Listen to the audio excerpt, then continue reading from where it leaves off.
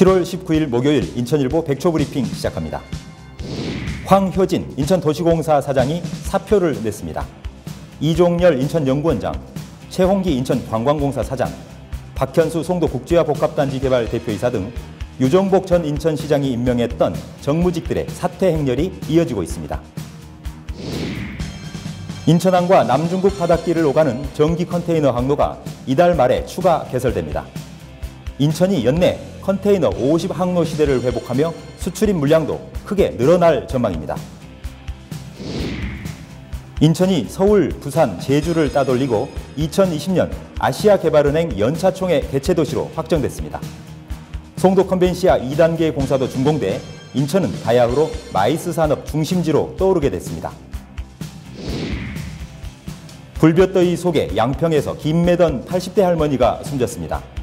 동두천에선 7시간 가까이 어린이집 통원 차량 안에 방치됐던 4살 여아가 숨을 거뒀습니다. 고양지식정보산업진흥원이 직원 공채 과정에서 공정성 시비가 일자 재시험을 치르겠다고 밝혔습니다. 하필 합격자 발표일에 재시험이 결정되자 응시생들이 반발하고 있습니다. 평택시 세교동 동복청변 포장마차촌이 21년 만에 역사 속으로 사라집니다. 서민들 애환이 담긴 곳이지만 도시개발 사업으로 곧 철거됩니다. 이상 인천일보 백초 브리핑이었습니다.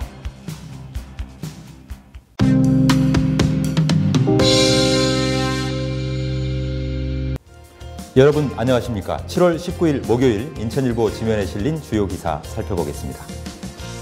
먼저 인천판 3면입니다. 유정복 전 인천시장이 임명했던 정무직들의 줄 사퇴가 이어지고 있다는 소식 다루고 있습니다. 황효진 인천도시공사 사장이 지난 17일 인천시의회 임시회에 출석한 직후 박남춘 시장을 만나서 사의를 표명하고 관계 부서에 사표를 제출했다는 내용인데요. 황 사장은 아직 임기가 1년 9개월 남았습니다. 하지만 시장이 바뀌었기 때문에 정무직에서 물러나겠다 이런 의사를 표명한 것으로 보이는데요. 이에 앞서서 지난 16일에는 최홍기 인천관광공사 사장 그리고 인천시 산하 특수목적법인 SPC죠. 송도 국제화복합단지 개발 박현수 대표이사가 사표를 냈거나 사의를 표명을 했지요. 그리고 지난달 말에는 이종열 인천연구원장이 사표를 제출했습니다. 이렇게 민선 6기 유정복 전 시장 재임 당시 인천시 산하 출자 출연 기관 장들의 줄 사퇴가 이어지면서 이제 본격적인 물갈이가 이루어지고 있다. 이렇게 이해를 하면 될 것 같습니다. 이어서 6면 경제면입니다.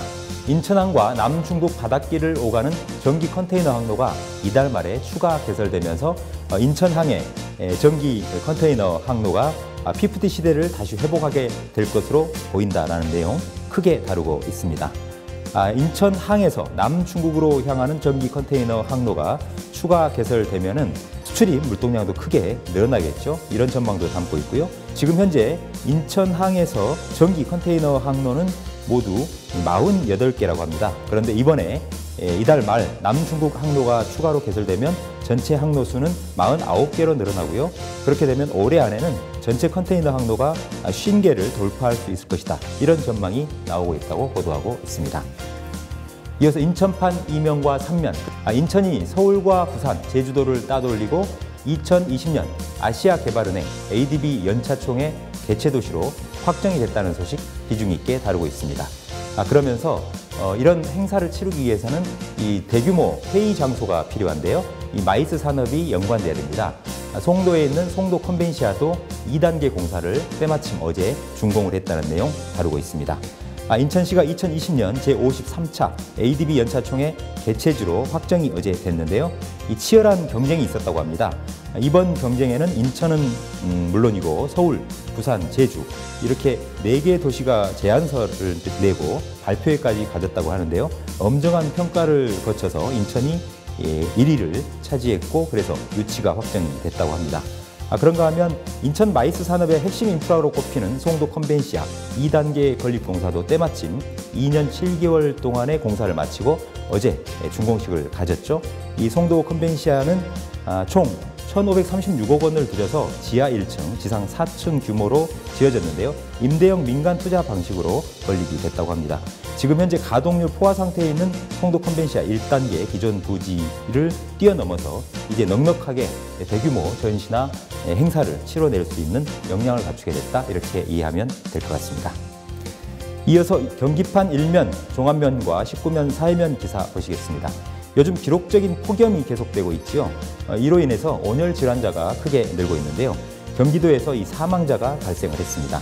지난 16일 양평에 거주하고 있는 86살 이 A 할머니가 집 앞에서 김을 매다가 쓰러진 채 발견돼서 병원으로 옮겨졌다고 합니다. 하지만 끝내 숨졌습니다. 온열 질환으로 인해서 올해 들어서 숨진 첫 사망자로 기록이 되게 됐습니다. 그런가 하면 경기판 사회면 보시죠. 이렇게 무더위 속에서 어린이집 통원 차량 안에 무려 7시간 가까이 방치됐던 4살 여아가 숨지는 그런 사건도 발생을 했는데요. 바로 지난 17일 오후 동두천 시내 한 어린이집 차량 안에서 있었던 일이라고 합니다. 사고 당일 이 동두천 시내 낮 기온은 33도를 기록했다고 하는데요. 이 경찰 관계자는 매일 10명 안팎의 원생이 별 이유 없이 등원하지 않아서 오전에 확인이 제대로 안 된 것으로 보인다라고 하면서 숨진 이 4살 여아에 대한 부검을 의뢰하는 한편 어린이집 관계자들 상대로 업무상 과실치사 혐의가 있는지 여부에 대해서도 조사를 벌이고 있다는 내용 싣고 있습니다. 이어서 경기판 19면 사회면 기사 보시겠습니다. 이 톱 기사로 다뤄졌군요. 고양시 산하에 고양지식정보산업진흥원이라는 공공기관이 있는데요. 이 진흥원이 신규 직원을 채용하는 과정에서 공정성 시비가 일면서 재시험을 치르겠다, 이렇게 결정을 했다고 합니다. 하필이면 재시험을 치르겠다라고 발표를 한 날짜가 합격자를 발표를 하기로 한 날짜에서 응시생들이 반발하고 있다는 그런 내용 싣고 있습니다. 어떤 내용이었냐면요. 이 진흥원이 정부의 블라인드 채용 정책에 발맞춰서 직원 3명을 채용하는데 한국사회교육개발원에 채용 절차를 위탁을 했다고 합니다. 그런데 이 과정에서 시험 시작 시간이 지연됐고요. 시험 문제에 오류가 있었고 또 신원 확인을 제대로 하지 못하는 문제점이 있었고요. 시험지 배포 진행에도 소홀했고 시험 감독자들도 불친절하게 대했다라고 하면서 응시자들이 크게 반발을 했다고 합니다. 그러자 급기야 이 집단 민원에 못 이긴 고양지식정보산업진흥원이 지난 17일 최종적으로 재시험을 치르겠다, 이렇게 결정했다는 내용인데요. 앞으로 어떻게 될지 사태는 추이를 좀 더 지켜봐야 할 것 같습니다. 마지막으로 구면, 경기 메트로면 보시겠습니다. 평택 시민들에게는 애환이 서린 곳이 있는데요. 세교동 통복천 변의 포장마차촌이 바로 그곳입니다.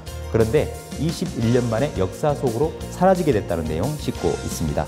최근 이 법원이 이 포장마차촌에 대한 철거 명령을 내렸기 때문인데요.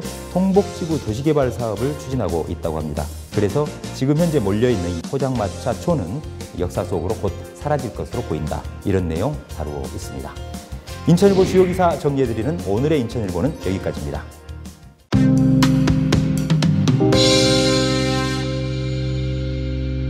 이슈 톱파보기.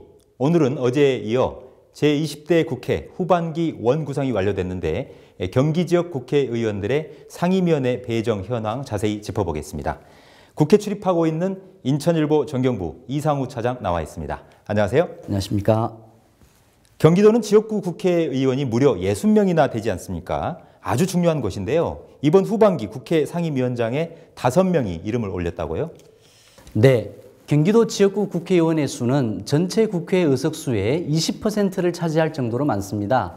매번 18개 상임위 중 최소한 4개 정도 상임위원장을 맡아왔는데요. 네. 지난 전반기 국회에서도 미래창조과학방송통신위원회, 국방위원회, 국토교통위원회, 예산결산특별위원회, 윤리특별위원회 등 5개 상임위원장을 경기도 지역 국회의원이 맡았습니다. 이번 후반기 국회에서도 5개 상임위원장직을 맡게 됐습니다. 네, 경기도 출신 국회의원들이 5개 상임위원장을 맡게 됐다, 이런 말씀이신데 그럼 전반기 국회와 후반기 국회의 어떤 차이점이 있습니까? 전반기에 비해 이렇다 할 변화는 없다고 봐야 할 것 같습니다. 우선 더불어민주당에서는 정성호 의원이 기획재정위원장, 안민석 의원이 신설되는 문화체육관광위원장을 맡았습니다. 자유한국당에서는 김학용 의원이 환경노동위원장, 박순자 의원이 국토교통위원장을 맡았고 바른미래당 몫으로 배정된 교육위원장은 이찬열 의원이 맡았습니다. 기재위는 국가 예산을 다루는 기획재정부와 국세청 등 소위 힘있는 정부 부처를 관장하는 상임위입니다. 또 국토교통위는 아시는 대로 국토교통부를 관장하는 상임위로서 알짜배기 상임위로 통합니다. 환경노동위는 최저임금 등 노동 관련 현안이 산적해 있어 경무상임위로 통합니다. 문화체육관광위와 교육위는 원래 하나의 상임위였는데 이번에 둘로 나눠졌습니다. 네, 문화체육관광위원회와 교육위원회가 이제 쪼개지는 거군요, 각각. 네. 앞서 말씀드렸습니다만 경기도 내 국회의원 수가 60명에 달하는데요. 이들은 각각 어떤 상임위원회에 배정됐는지도 참 궁금합니다. 먼저 민주당 의원들부터 살펴볼까요? 네, 먼저 민주당을 살펴보면 운영위원회에는 김병욱, 권칠성 의원이 배정됐습니다. 운영위는 다른 상임위를 겸임할 수 있기 때문에 김병욱 의원은 정무위, 권칠성 의원은 산업통상자원벤처기업위를 겸임하게 됩니다.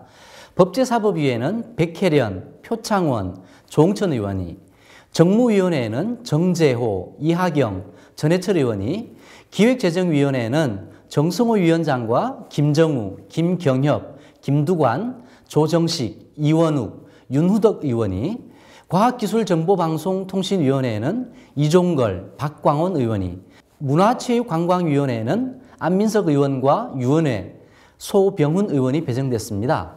외교통일위원회에는 원혜영, 이석현 의원, 국방위는 김진표 의원, 행정안전위원회는 김병관, 김민기, 김한정 의원, 산업통상자원중소벤처기업위원회는 박정, 백재현 의원, 보건복지위는 김상희, 김현미 의원, 환경노동위원회는 설훈, 윤호중, 김태년 의원, 국토교통위원회는 김철민, 신창현, 임종성, 김영진 의원이 배정됐고요.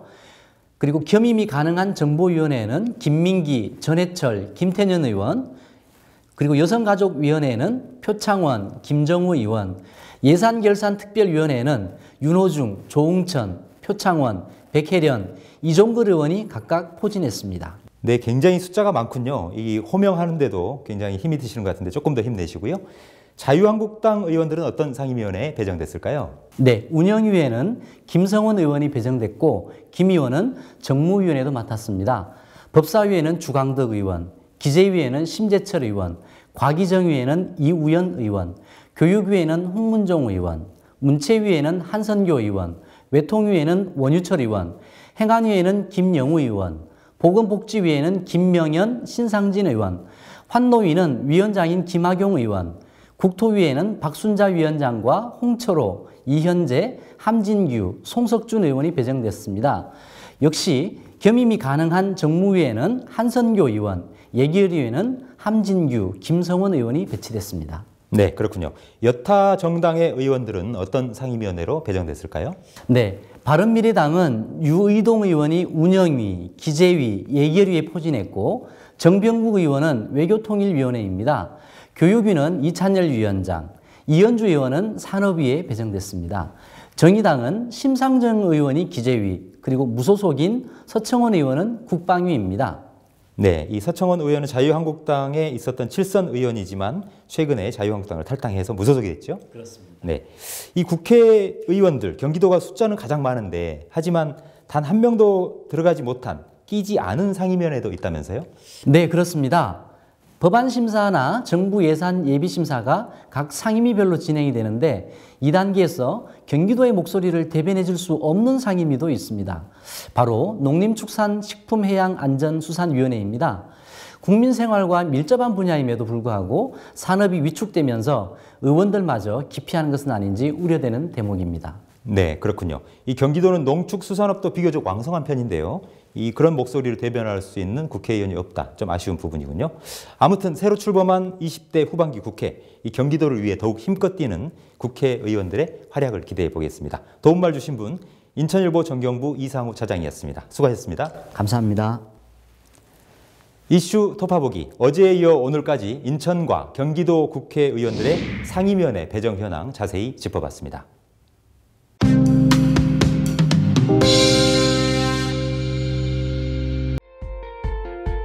생생정보하려뷰 날씨정보입니다. 폭염특보가 이어지고 있습니다. 카페인 음료보다는 물을 자주 마셔주시고요.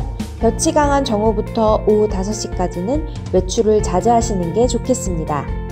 오늘 낮 최고 기온 인천 평택 33도, 의정부 수원 용인 34도를 보이겠고 미세먼지와 초미세먼지 농도는 보통, 자외선 지수는 매우 높은 수준을 보이겠습니다.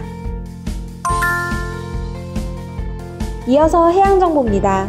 바람은 서해중부 앞바다 초속 2에서 4m, 물결은 최대 0.5m로 일겠고 서해중부 먼바다 초속 4에서 8m로 불며 물결은 최대 0.5m로 일겠습니다. 오늘의 한마디. 날이 밝기 직전이 항상 가장 어둡다. 풀러. 이상 생생정보 알려드렸습니다.